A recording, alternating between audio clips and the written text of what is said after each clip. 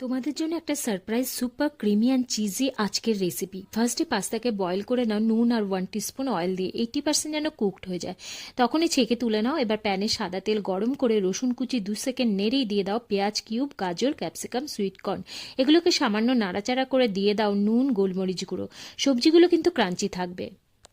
এবারে প্যানে বাটার দিয়ে 1/4 কাপ ময়দা দিয়ে দাও আর ভাজতে থাকো যতক্ষণ না সুন্দর একটা গন্ধ বের হচ্ছে। এবার 1/2 কাপ দুধ দিয়ে নাড়তে থাকো যতক্ষণ স্মুথ একটা কনসিস্টেন্সি না হচ্ছে। সব কিছুই প্রসেস হবে কিন্তু লো ফ্লেমে। 1/2 কাপ চিজ দিয়ে দাও।